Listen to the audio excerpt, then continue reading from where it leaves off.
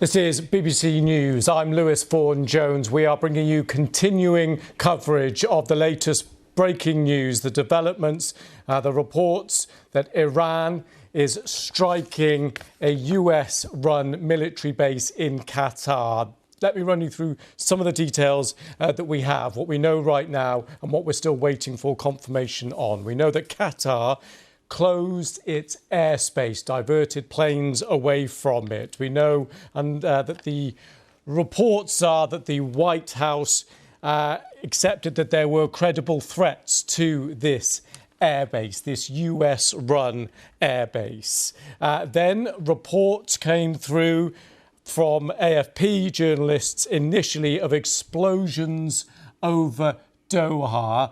These are the live pictures over Doha, of course, the capital of Qatar. So just to remind you that this credible threat that was reported a short time ago is to the Al Udeid US-run airbase in Qatar. It's basically the biggest US-run airbase in the Middle East, in the region, and was seen as a likely, logical, potential target for Iran to retaliate against US forces after the US attack on its nuclear facilities over the weekend. So there had been receipts of a credible threat to this US airbase, and in the last few minutes, explosions heard over the capital, Doha. Let's take a look at these pictures from a little bit earlier, and let's take a listen as well.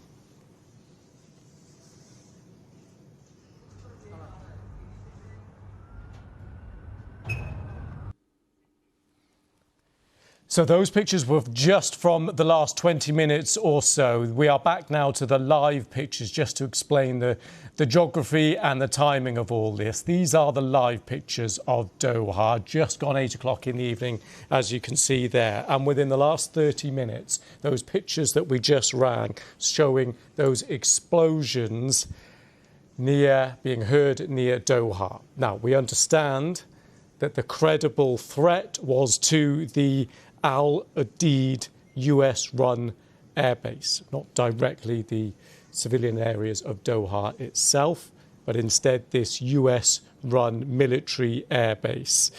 Now, we understand precautionary effectively measures have been taken at this airbase.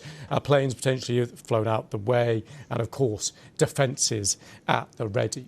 This comes after the shelter-in-place order for US citizens in Qatar a little earlier.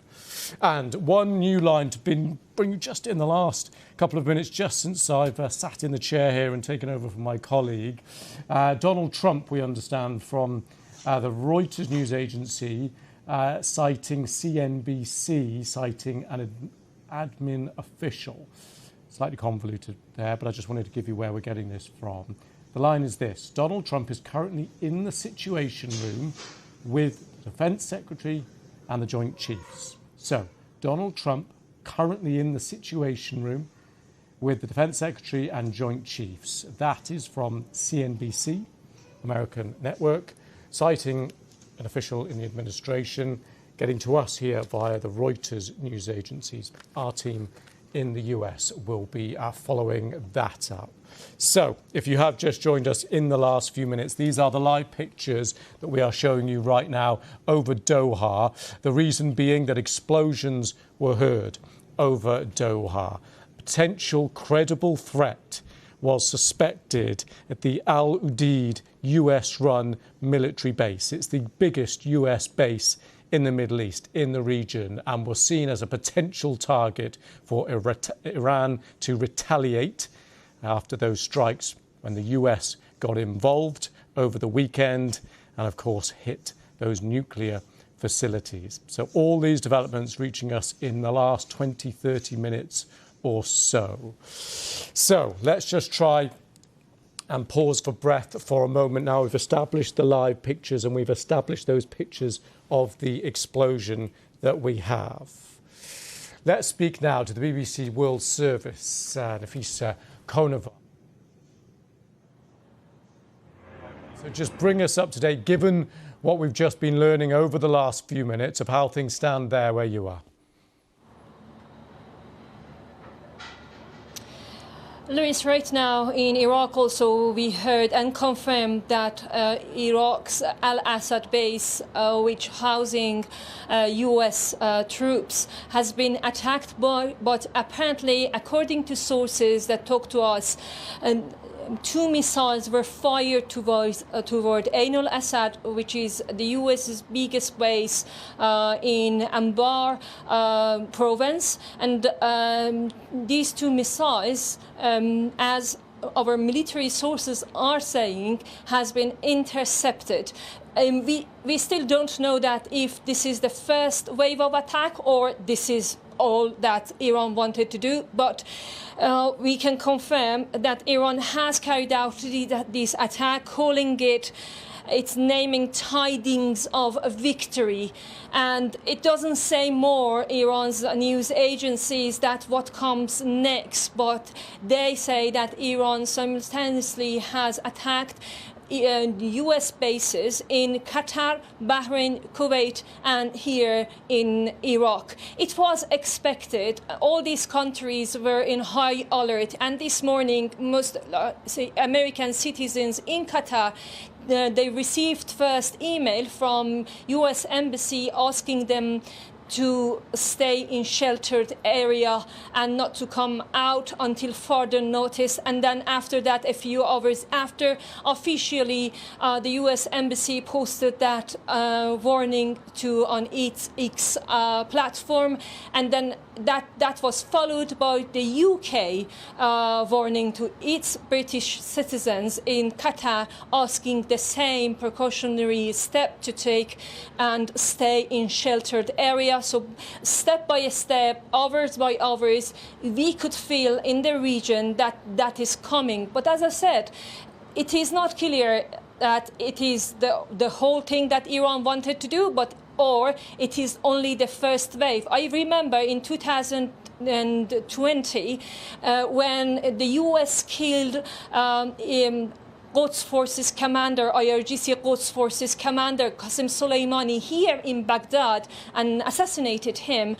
Iran answered, retaliated by firing 2 or 3 waves of ballistic missiles towards Al Assad airbase and also Erbil airbase housing US and coalition troops. So it can be expected that this is only the first wave, or it can be only the thing that Iran just wanted to send a message to the US that it can reach its bases. Although this Al Udeid base, which is, you mentioned that it is the biggest and the most important base in the region, is massive and a very well protected bases. I have traveled to several US bases, and that is the most protected base I can tell. And before this attack, there was a lot of alarms and warnings, so that led to US forces evacuating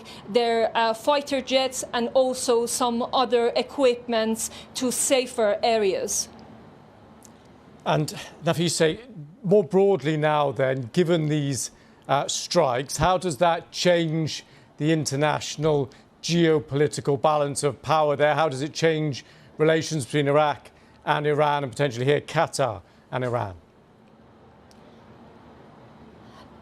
To be honest, Luis, I think Iran is in odd with all these countries right now. Iran is in a very difficult situation, and no one can deny that. Tehran is in a difficult, delicate situation that has lost its trust to neighboring country as well, including Iraq, that despite that Iraqi government multiple times has said that they oppose the Israeli jets using its airspace to attack Iran, but they can't do anything more than that. And there are reports that even some of the US fighters has used, and then they have used Iraqi airspace, which is closest country to Iran. And Iran had once upon a time, it had a very deep influence in this country, but still its airspace was open to these jets to fly over and reach Iran and target.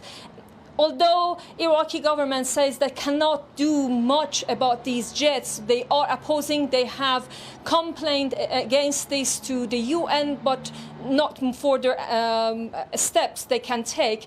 And other countries, other Arab countries, in especially Iran, the Persian Gulf, despite that they have built a very close relationship recently with Iran, but also when it comes to the US, they have other calculations, even in their statements regarding US attack on Iran's nuclear sites. They were so cautious, they were so delicate in putting in words that they are condemning this attack. Their behavior was different of how they put statements out when Israel attacked Iran. So you can feel that how Tehran can feel regarding the situation, and I think Tehran is in the situation that it feels that there is no reason to step back and think about its neighboring countries and its relationship right now with Persian Gulf countries. Afisa, thank you very much for the moment. So this is a fast-moving, fast-developing situation, of course. I just want to bring you again those latest pictures we have showing the explosions in the skies of Qatar. We will have them in just a minute. Apologies for that. We will just get those lined up again. They're the only pictures we have so far. Let's take a look and a listen.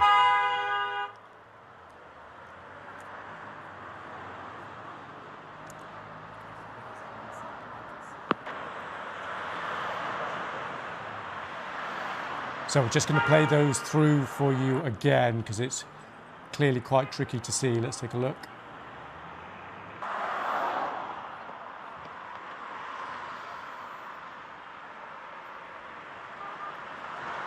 So that's the second time through there of those pictures. We will keep playing those pictures as well as keeping across the live pictures for you. So this is a developing situation. My colleague Siavash Adlan is with me here. Siavash, just talk us through the very latest, if you would. Well, I'm just going to give you the reactions coming out of Iran. A few minutes ago, Iranian state TV confirmed the attack as well. And then we had a statement coming out from the IRGC, which is Iran's Revolutionary Guards. They confirmed that they have carried out a missile attack against the US bases in Qatar, but nothing about Iraq. There was some reports about attacks on US bases in Iraq as well. They didn't mention Iraq. It was just about Qatar itself. Okay. They said that we have launched these missiles. They didn't speak of whether they had any reports of impacts or so on. They just described their attacks as very successful.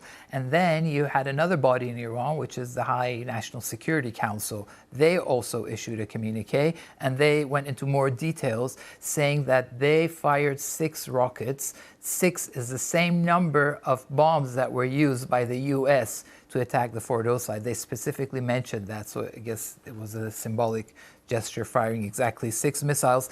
And they also stressed that we tried to avoid any civilian casualties. Our target was specifically the US base, and they also went at some length to say this has or should not have any impact on what they described as Iran's friendly and brotherly relations with our Qatari neighbors.